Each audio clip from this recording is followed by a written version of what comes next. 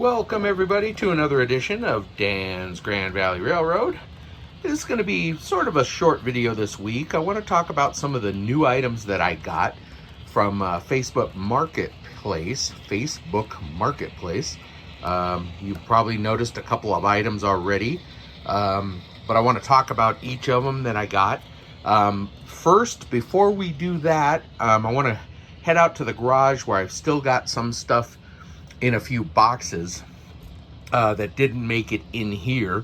So we're going to talk about that first. Also, some of the Tyco stuff that I got, which I'll tell you a little bit about out in the garage. I gave away to a youngster here, a neighbor of mine. So with that being said, let's head outside. I'll show you that stuff, and then we'll come back in here to the bench and talk about a few things over there. And then we'll talk about a few things here on the layout that you can already see. A couple of nice items. This one is especially nice. This one is pretty nice as well. But we'll talk about those in a minute. So I've got several boxes of stuff, and I've since consolidated. I got rid of, well, I didn't get rid of, but I packed away a lot of the Flex Track there. Some of it's code 100, some is code 83, but I'm not going to use that right now, like I said. So that's kind of packed away back there. But I've got some Woodland Scenics track bed, quite a bit here. Very nice, and a lot of nice track here. There is some code 83 in here. Most of it is this Bachmann, really nice code 100 stuff. So I got a lot of that. There's a lot of that in here. Some interesting switches too. So I got a lot of this track, which is nice. And then I also got, let's see if I can do this with one hand. I got a nice Atlas turntable. No motor, but it does work, and it's cool. It pauses to each opening, which is cool. But yeah, I got that. Look at this really nice DC controller here, Tech 2 Locomotion. Really nice DC controller. Got some different things here: momentum, direction, brake. Pretty nice for a DC controller. Looks like somebody paid $20 for it at some point, probably a garage sale or something. And some interesting model parts from a Chevy pickup truck, looks like. Either early 80s or mid 70s pickup, looks like. I don't know what this is. Some sort of a transformer for like a chair or something. Recliner. Here's another transformer here. Some more code 83 ties for Flex Track. And then just some other miscellaneous stuff now. Like I explained earlier, there was quite a bit of, how do I say it, Tyco toy stuff. A lot of Plasticville buildings, stuff like that. Some cranes and things. And those I gave to the little guy next door. There were also a lot of Tyco cars with the horn connectors, couplers. I gave him a complete train set, bunch of cars, a locomotive, a Tyco transformer. And I gave him my old Bachmann Easy Track because I'm not going to use it. So he's got a complete little train set now, and he's happy with that. So this is the stuff that's usable for me that's out here. We'll go down to the basement now, and I'll show you what I've got down there that is being used and going to be used. So, all right, over here on the bench, like I said out in the garage, I There was quite a few Plasticville buildings. This was one that was small enough that would probably fit on the layout somewhere, maybe, or if I do some swapping out. So this post office, I kept this. This is a little shack that has this deck on it. Now this was all a Facebook Marketplace lot of HO scale trains. Nothing was DCC, but as you saw outside, quite a bit of track, that turntable, and a bunch of cars and stuff. So I wish I would have taken some pictures of the stuff that I gave away, but it was just more of that Tyco train set stuff, and then the cheap cars like this. This is one of them. The trucks were broken, the couplers were gone, so I didn't give that to the little guy, but maybe I can fix this at some point, not sure. This was another DC Loco. This one does run. I might bring that DC power unit in here and hook it to the track. You just have to be sure to unplug the NCE system, but I could run these DC cars on my track here on my layout. But this runs. The railings are all gone. I gave them, they were part of a big bag of stuff that I actually gave to the little guy. I might actually give this to him as well, but it does run. It's a GP40 and it does run. Some other cars, this one was trash. This one was actually pretty nice. I don't know, well, I might be able to tell who makes it on there. Maybe not. Nope, those are rivets. But this is a nice car. It's heavy duty. You can see it has decent couplers and trucks on it. It seems to be weighted appropriately. So a nice gondola car. I kept that. This is kind of cool. Has metal openings on the bottom for dumping automatically. So you could put something in there. This seems like something different than Tyco, but I could be mistaken. It seems like it's metal underneath here. It does have the couplers connected to the trucks there. So this was another nice box car. It's missing a little hatch, but these hatches open, which is really neat. I like that. And they had these little standoffs so you could open it and vent it. Now this one's, I can see it's got a broken hinge and the standoff was broken as well. So that's too bad, but they do pop open if you can see that. So that's nice. It's a nice box car. Maybe an Atlas or something. I don't see any names on these guys. This is a nice modern chemical car here. It's got a little bit of wear on it, I think, just from play. It's got one missing upright thing here, which is too bad. Otherwise, it would be perfect. The trucks are in great condition, has metal wheels. It's got, looks like Bachmann easy coupler, plastic couplers, but other than that, it's in nice shape. So this might be a little too modern to run on my 1965-ish layout, but you guys would know that. Let me know. I haven't done any research on it, but it looks a little modern to me. Robert Flying Crow, you would know. I've seen some of these on your layout, I believe. And then, let's see. This is really neat. Now, this is a Tyco DC little 060 steamer. It does not run. Well, it does run. It doesn't move. It's got some gear problems. I'm not sure if I'm ever going to tackle that or not, or maybe make it a static display near my station, which would be kind of nice. Got this little separate tender, and it does not require power or anything for that. It's all self-contained in here. So that I thought was really cool. I wished it ran, because this would be a perfect little steamer to run on the Grand Valley with our 18-inch curves. All right, a couple of other kind of nifty items. Now, this is a Tyco car. This has truck mounted pickups on it, has the spotlight on there for this Burlington maintenance of way caboose. the light does work. It's pretty cool. So need to switch out the couplers. It's got the Tyco horn couplers on it, but this is kind of cool. I might turn it into a Union Pacific car. Get rid of this Burlington someday, take it apart and paint it. But that it's pretty heavy duty. I'm surprised. It must be quite old, but it's really nice. I thought that was cool.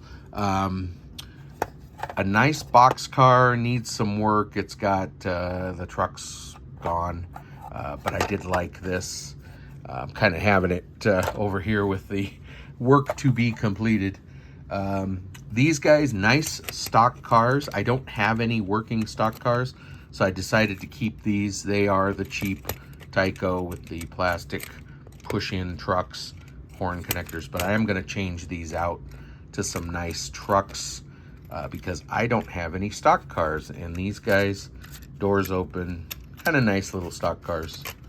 So kept those. Now, like I said, out in the garage, I gave a bunch of stuff like that. Just the stuff. He's a young, very young boy, 6 or 7. So I wanted him to have stuff that he could play with. So there was a lot of this Plasticville stuff and some really neat Tyco toy type things for action. Like there was a gantry crane with a magnet up and down that you could operate, and a was it logs? No, it wasn't logs. It was a metal barrel thing with a hook, and you turn the crank and it would load these metal discs into a gondola car like this.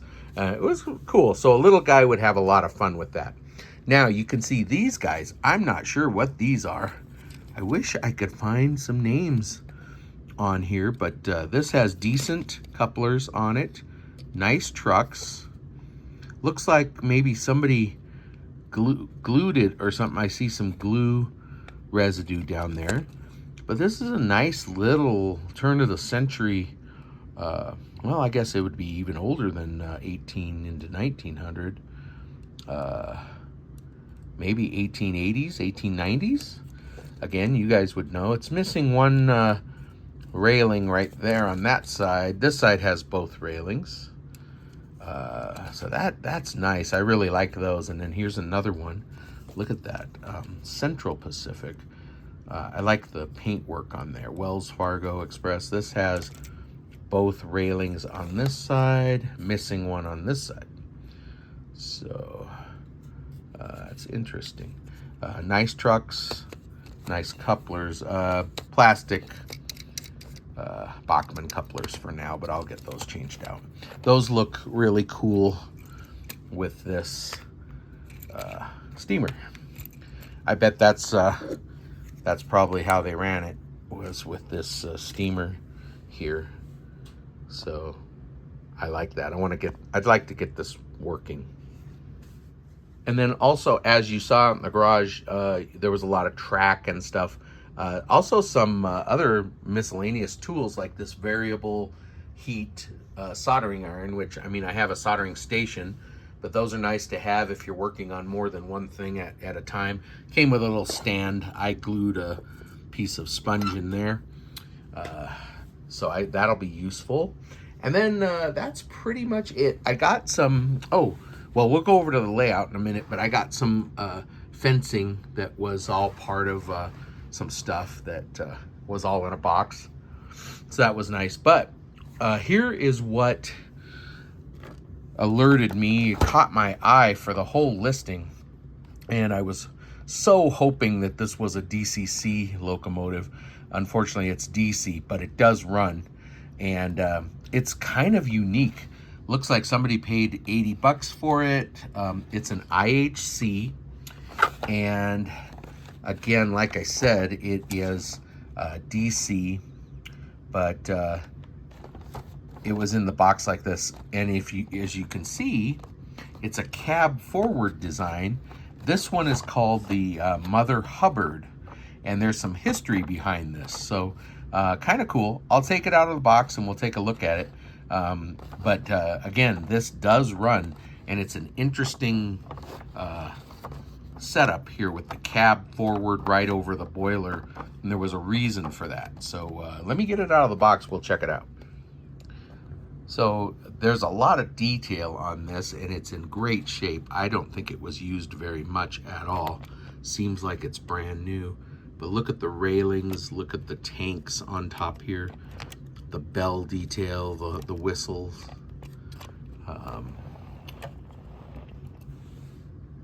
Nice little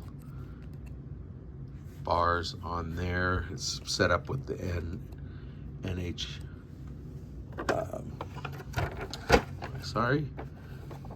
NMRA couplers, which is nice. I don't have to convert.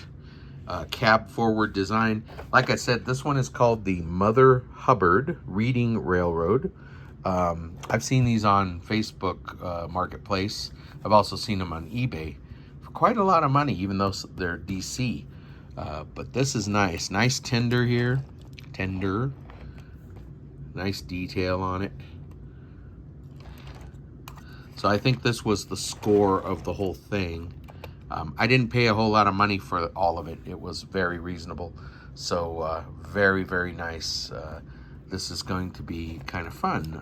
If I do connect DC power to it, we can run it. So maybe we'll do that.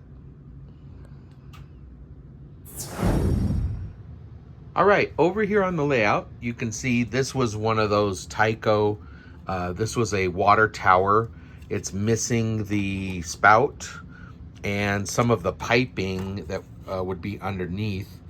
It did come on the base. I took it off. I found a little even spot right here, kind of by the station that it sort of sits there. Not sure if I'm going to keep it there or not. And then you might have noticed this church right here. Now, obviously, that's kind of close to the tracks. I really don't have another place that I could put it realistically, but I guess if they had a agreement with the railroad not to run on Sunday, maybe they could keep it right there, but I'm not sure. It just was a nice little building. Wasn't falling apart. Needs some weathering and some detailing, but that's easy to do. Somebody put it together, maybe one of their first times or something, I'm not sure, but it probably needs to be taken apart and redone. Although if it was weathered properly and painted some realistic colors, I think it would look okay. Just wish I had a better spot for it here on the layout. I just don't. That's all industrial over there. Unless it's a church up in the hills up there, maybe. I could modify a little trail to go up and kind of see a flat spot there that might work, but it would all take some modification, which is easy to do. But now you can also see, now I hinted at this stuff a few videos ago. You can see the fence I put around the house up there. That was part of this whole deal. Came and that just happened to work perfectly up there. So that's pretty nice, like that. Nice detail for that up there. And then again, you guys have seen the operating street lamps. They look great. I'm really happy with those. Look really terrific at night. But so that's everything major that I got. I told you I'd show you these little ore cars here. These were really nice as well. And this one was weathered. I did a little bit more weathering and I put some powder on the ore because that makes it look so realistic versus something like this. Although this is a nice car as well. Couple of small items like this guy in a uniform here. I have him getting ready to unload the bread truck. That was included. This guy, anything that has this little plastic bases glued to it, that was all part of it. Nice Tyco truck. That was part of the little hook thing. That was where they brought the metal discs, pipes that the hook would unhook and unload. I kept the truck. Might be a little bit more modern than 65 though. That's a Kenworth. The one that would be more appropriate is that old Ford right there. But yeah, that came. There's a couple of people in here. That lady there with the blue coat, that was all part of it. And I think that's pretty much everything that I ended up keeping and using. So looks like I got a couple people down here. It's really hard to keep everybody standing. Oh, there's a little dog there, has a little base on it. And there was some cattle. Oh yeah, here's some cattle. I didn't paint them or anything. They have big thick bases, but I think there was cattle and one pig. But they're roaming the hills up here. So anyway, overall, I just wanted to share all that stuff with you and show you what I got. It was a very nice deal, very nice lady. Oh, and I see it right here. There is a stop right here that pulls power from the tracks and gives you a neat red light on there. So that's cool. I like that. That also lets you see that you have power to your track. So nice, useful item. That was all part of it. So all right, let me grab a DC controller and we're gonna hook DC power to this and we're gonna run that steamer. Well, I've got the GP40 running. I want to try that first. Here is the Tech 2 Locomotion 1500. And all I did was unhook the NCE completely, unplugged it, and also unplugged it here so nothing would feed back into the controller. And then I just hooked up a couple of jumper leads from the DC variable. Just chose 2 rails, and there we go. We've got DC power on the Grand Valley. I think this is a monumental moment here because I've never done DC on this layout. Maybe at the very beginning before I had any scenery, maybe. Can't remember. I know all my DC locos don't work, all my old stuff. So there we go. That is working well. That's about half power there. Let's speed it up. Wow. Oh yeah, that's about how you do it when you're a kid. Run it fast. Whoa. Bullet train. All right, let's try that steamer. All right, I've got it lined up on the tracks here and move the tower out of the way. So let's give it a little power. And there she goes. And it runs well. Really runs well. This controller has some neat features. It has momentum. So when you, if you have that on, she's not making let's reverse direction here. You know, there might be traction tires that it needs on there, and I probably don't have them on there. It didn't like that little grade. We'll give it a little more speed going that way. Maybe we can make the grade. Let's charge up the grade. There she goes. She made it. But so if you do momentum and you put that on, then you cut power, it still keeps going like a real train with momentum. And then I assume it'll eventually, yeah, it's slowing down. It'll eventually slow down and stop. So that's kind of cool. That's momentum. And then it has braking.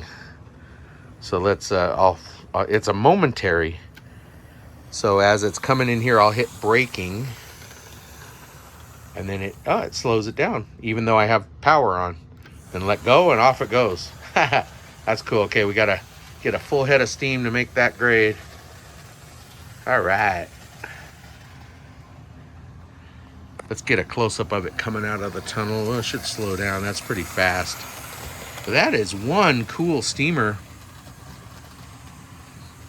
I like the design of that. And there's a whole history to it if you want to look up the Mother Hubbard steamer for Reading Railroad. It's quite some history about it, and it was used for to centralize the weight over the drivers for hauling bigger loads and more traction. So quite an interesting little bit of history on that.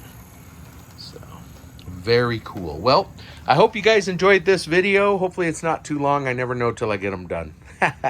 But hopefully you enjoy the video and got to see all my new toys. And we'll have some more content for you shortly. Yeah, look at that. It doesn't want to...